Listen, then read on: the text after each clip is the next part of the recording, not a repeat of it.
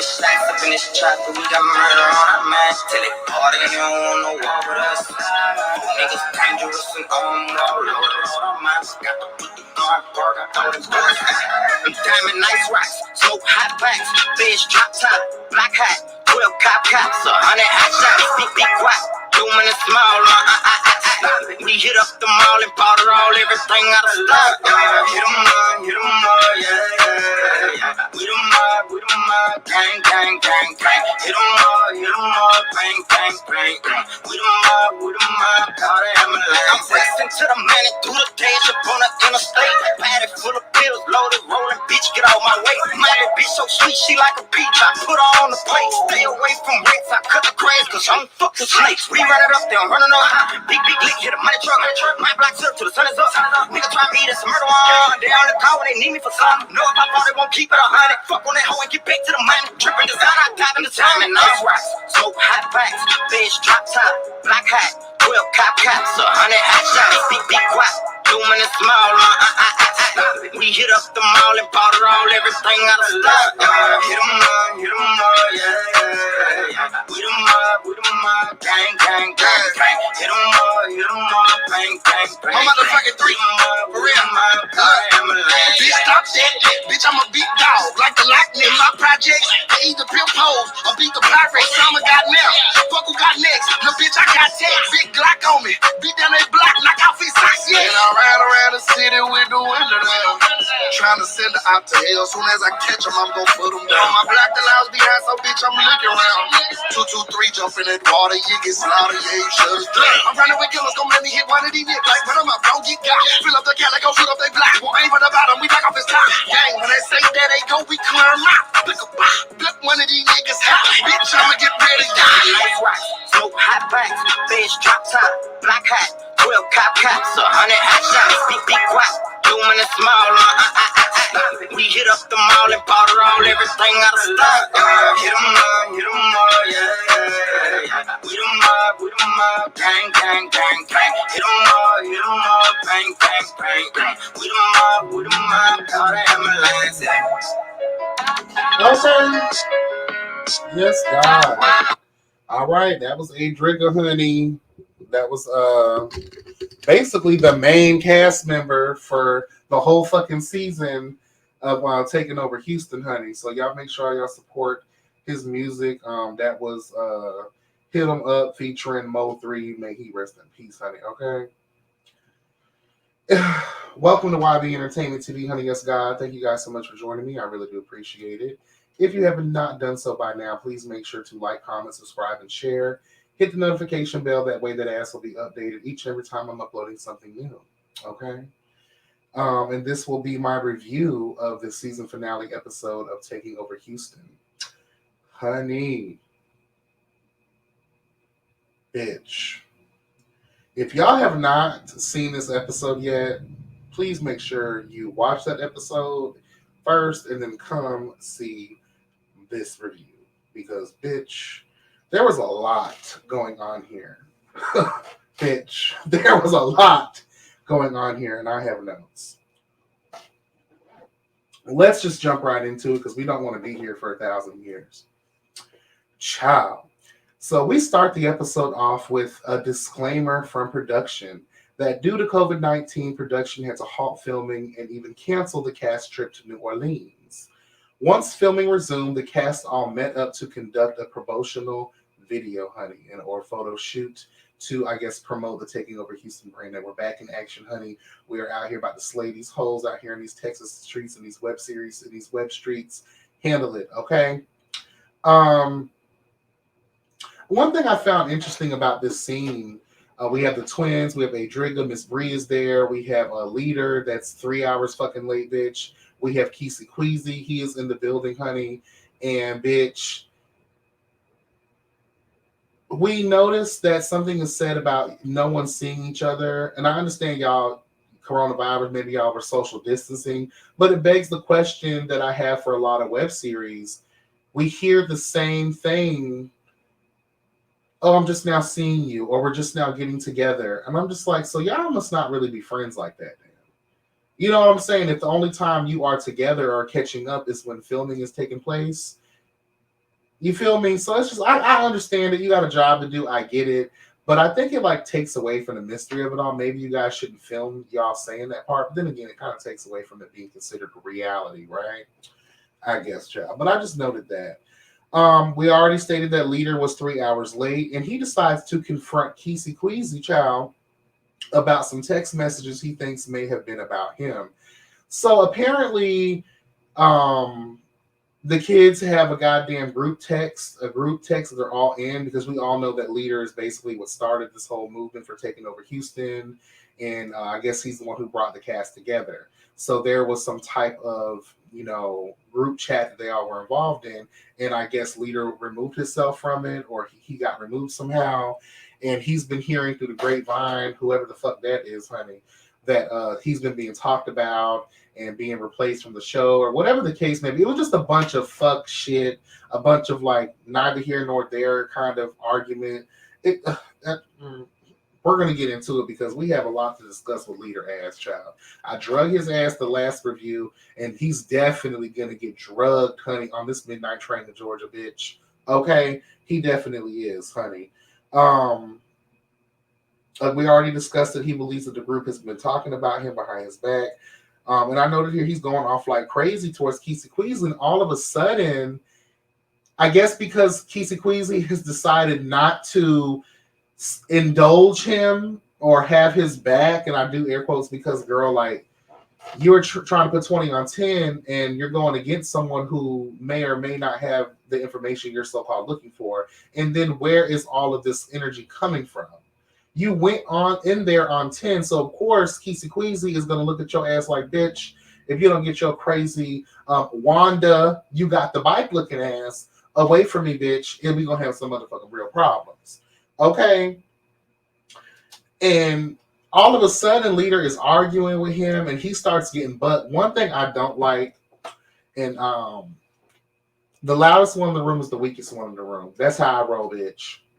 That's how I roll. Ho, you ain't finna sit here and do all of this throwing up these extra large clothes that are way too big for your little ass body, child. You need a sandwich, truth be told. Anyway, doing all of this hoopla and all this crazy rah shit because, bitch, I'll whoop your ass. Plain and simple. I'm surprised Kesey Queasy didn't throw a mattress at his motherfucking ass, bitch. Okay? Because that's what would have happened with me. You can't do that with me. And especially you were like all up in my personal space. I need 6 feet, bitch. I need 6 motherfucking feet. That to me was just too much. It was going against the grain for me a little. Ooh, girl. Like that. You see, I'm pissed off. Like, I shouldn't be that hashtag invested, but bitch, whatever. It is what it is. But he basically like pushed him, and then Kesey Queasy had to push him back. And then Kesey Queasy was like, bitch, let me just get the fuck out of here before this ends up escalating into something that it doesn't need to be. And I appreciate it. I admire that move. Let's just be grown about this and let's just walk the fuck away, because obviously someone has been doing a little book of sugar, honey. Girl. Okay, anyway. Girl, we had so this fear of being left out of everything. Bitch, whatever. If you created the situation for everyone to have a spot on the platform, that should be self-satisfying enough. Anyway, let's move on, honey. We jump into the next scene where the twins, they're talking, the twins and ADREGGA are talking about someone that may be gay, honey. Girl.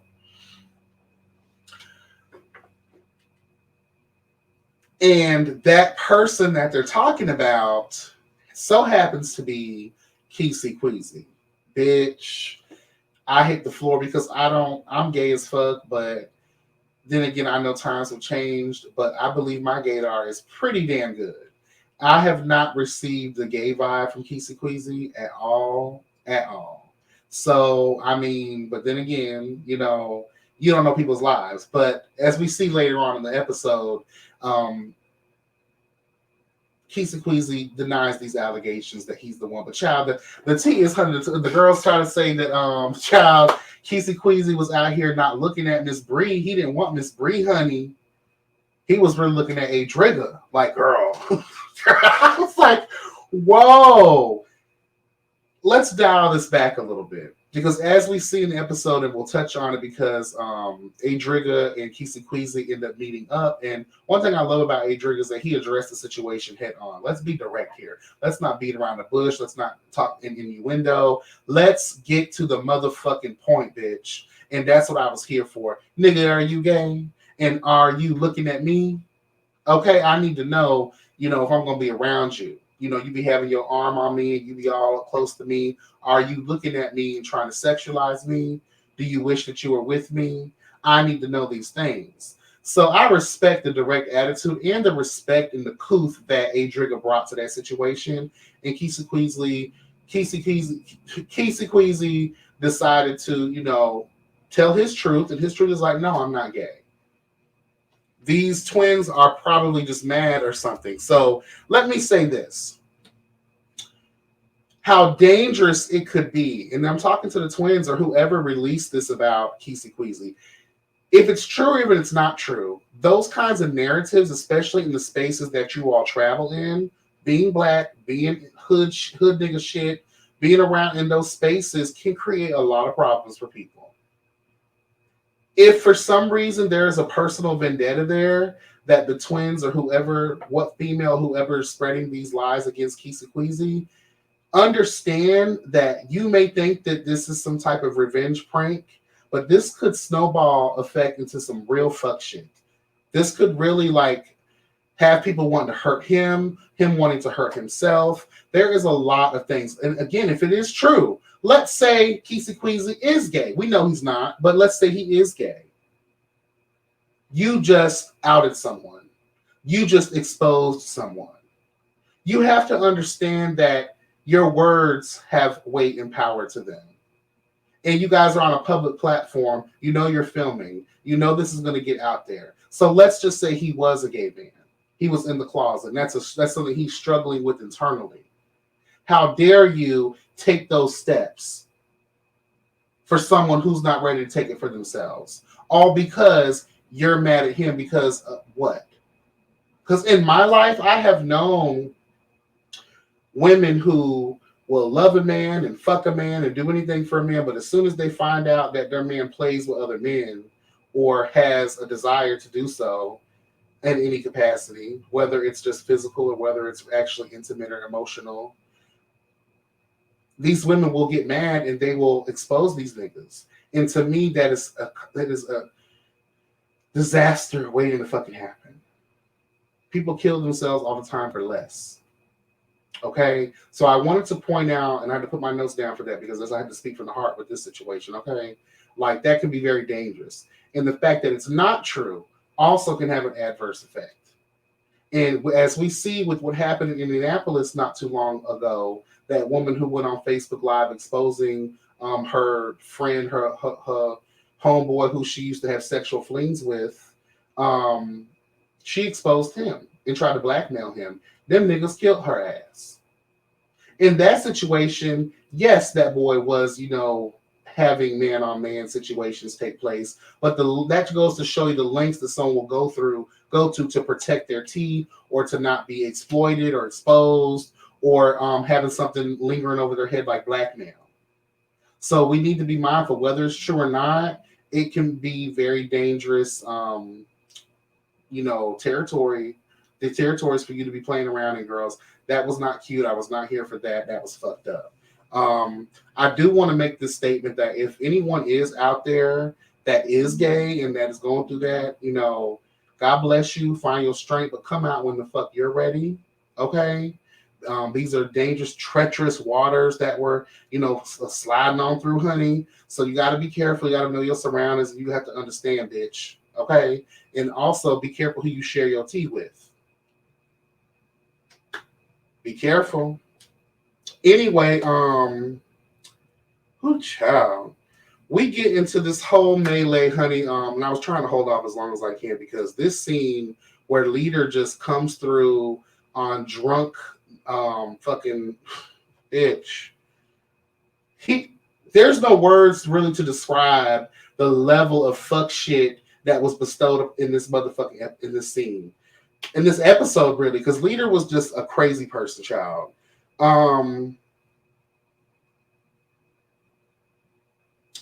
I said, drunk ass Leader is paranoid. Still around here thinking that folks talking about him. He addresses one of the twins, Miss Bree and ADREGGA's, and the sister of the twin, show up. The argument gets real out of hand, child, and basically we go down this long ass fucking journey of.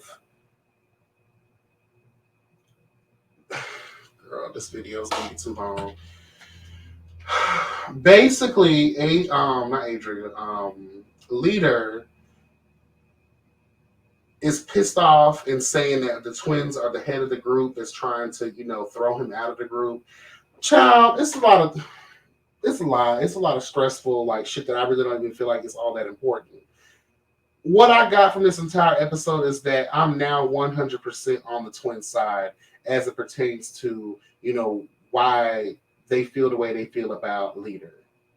You are messy as fuck. You are prone to hit women. That pisses me the whole fuck off. We've already addressed that in the last review. Putting your hands on people and touching people. Like, where the fuck do they do that at, bro? Where is that okay to just touch people? And especially when you're already in like a hostile kind of, heated discussion. That's grounds to get your ass laid the fuck out. And I guess that's what production had to do to you. More occasions we've seen throughout the season that you just giving the twins the business. You try to put your hands on Keesha Queasy. And then we see later on in the episode that you and ADREGGA end up getting into it at the final scene at the damn restaurant. Over the fact that you're basically getting caught up in your lies. That you're creating situations and negativity and fuck shit in this group. When you're exposed, you run away like a scared child. Like the queen who cried wolf. You feel what I'm saying? And I hate to come down on you so hard like I am because it seems like I'm personally ripping into you. But the shenanigans, the fuck shit that you displayed on this good YouTube streets, honey, what the fuck, bro? You gotta clean your shit up. You look too old to be walking around here treating people like that.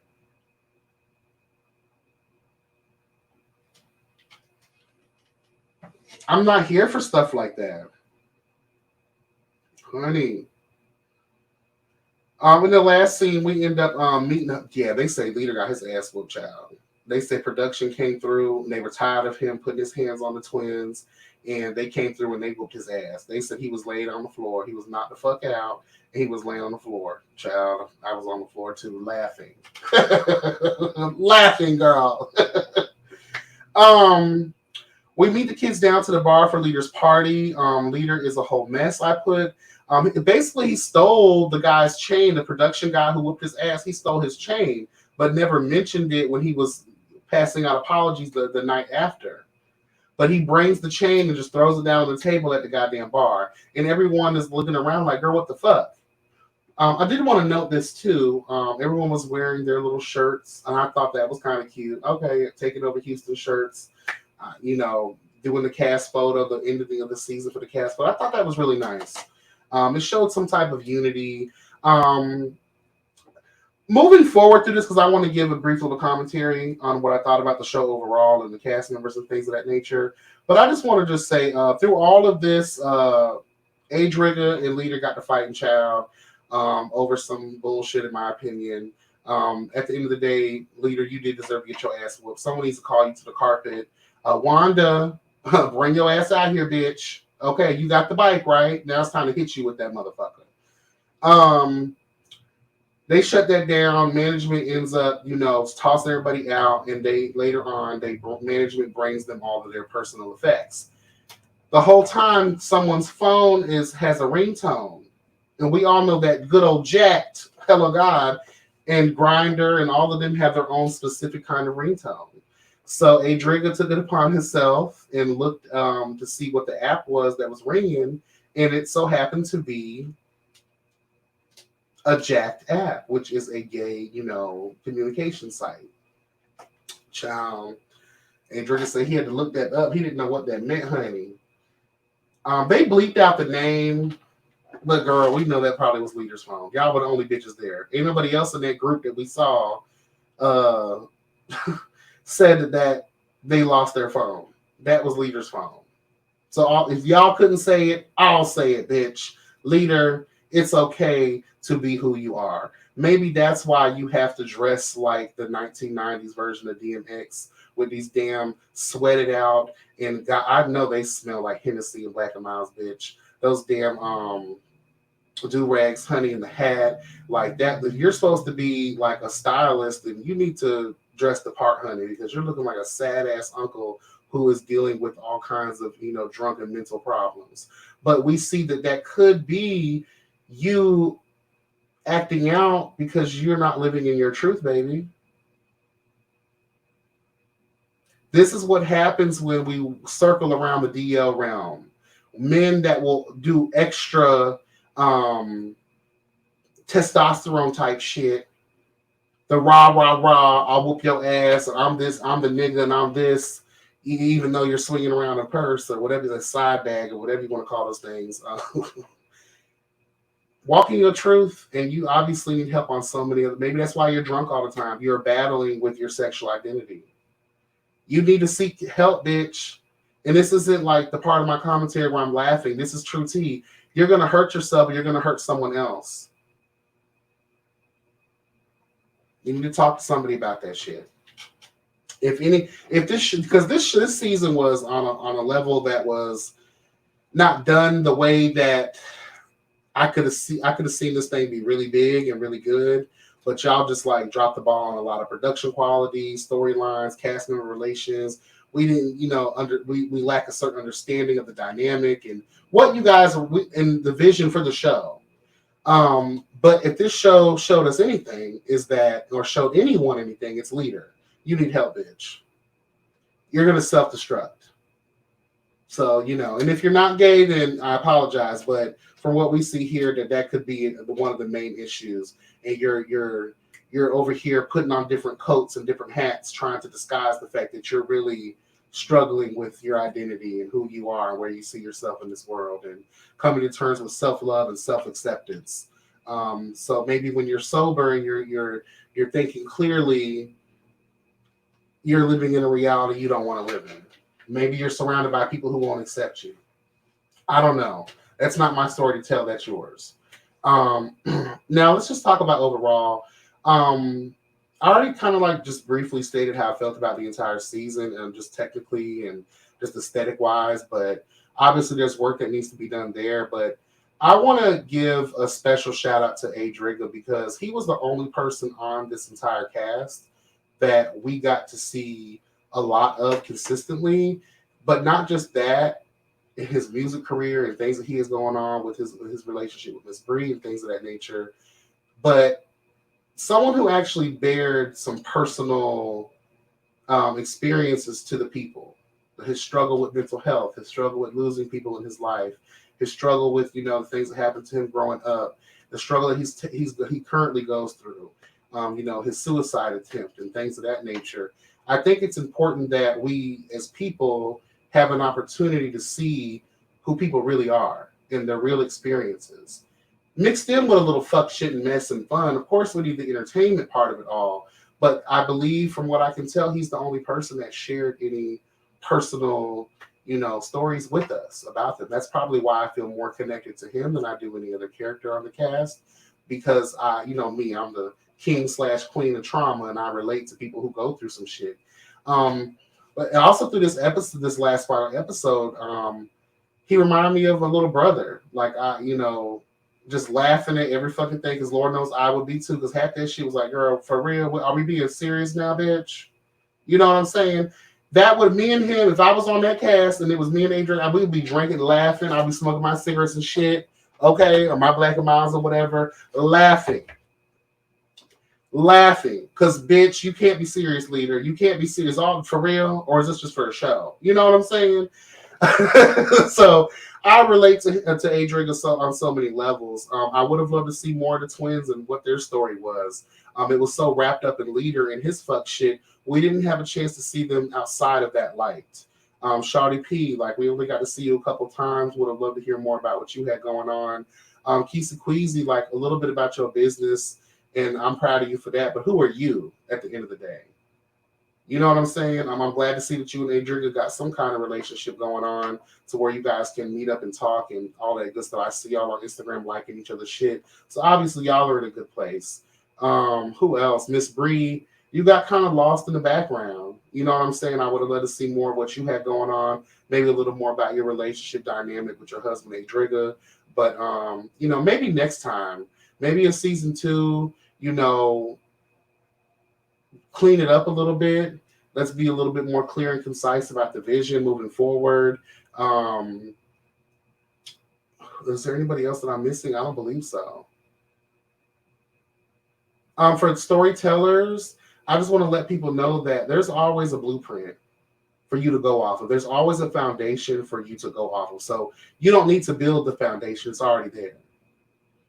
Storytelling should be just that, storytelling.